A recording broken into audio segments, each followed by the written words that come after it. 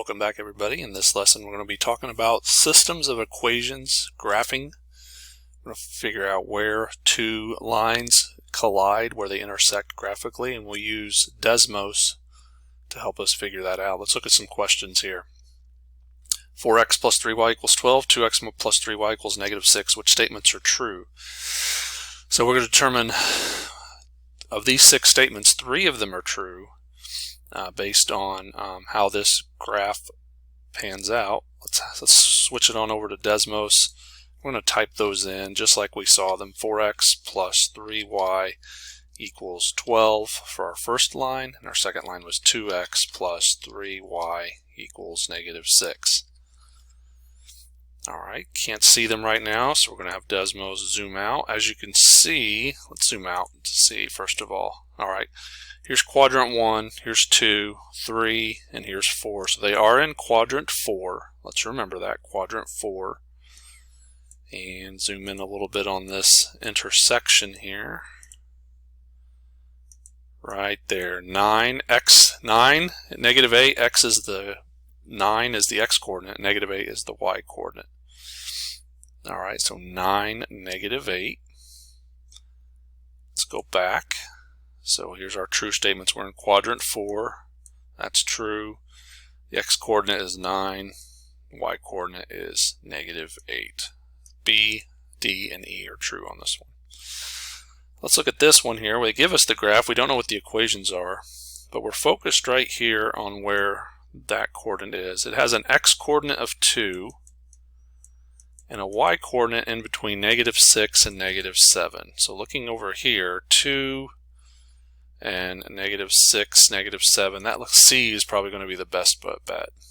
There was an x-coordinate was 2, and it's close to this. Not exactly, but it's a good estimate, a good approximation. Alright, let's go to Desmos to help us graph these two. Y equals x minus 4, and y equals negative x plus 6. Let's turn off our first two. Again, that was y equals x minus 4, and y equals negative x plus 6. I'm going to hit the home button just to kind of go right to where we can see them. We see right there the intersection appears to be at 5, 1. You can zoom in to see the coordinates a little better. 5, 1. You notice that's in quadrant 1. The x-coordinate is 5, the y-coordinate is 1. It's good to point out that of these two systems, of these two equations, x-coordinate of 5 and y-coordinate of 1, if I substitute those values in for x and y for both at the same time, they solve them both at the same time. Alright, so this one was 5, 1. Let's look at another one here. And these two are in slope-intercept form, pretty easy to graph by hand. These are not, and Desmos will still work with us on these. I'm going to turn our original 2 off that we just got done doing. 2x plus y was this one. We're equal to 8. Let's go to the next line. Negative x plus 2y equals 6. Hit the home button. We can see where they crisscross right here at 2, 4. 2, 4.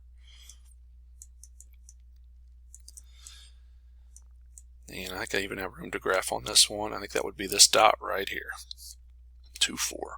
Alright, and the last one, we're going to kind of have an approximation. 3x minus 8y equals 29. 3x plus y equals negative 2. Let's go back to Desmos. You can enter as many lines on Desmos that you want. And this one's going to be an approximation. It's not going to hit it exactly, so we're going to round to the nearest tenth. Let's first get it entered again. 3x minus 8y equals 29. And the other one was 3x plus y equals negative 2. You can see, can move up a little bit and see where they are crossing. They're close to negative 2 on the x and somewhere in between negative 3 and 4 on the y. Here we are right there. Okay, 0.481 and negative 3.444. Looks like it repeats. If we were to round this to the nearest tenth, it'd be 0.5 and negative 3.4. 0.5, negative 3.4. So sometimes the intersection doesn't happen exactly on nice whole numbers. We have to approximate. All right, hopefully this helps you see how graphing linear equation works, especially with Desmos. Thanks for watching.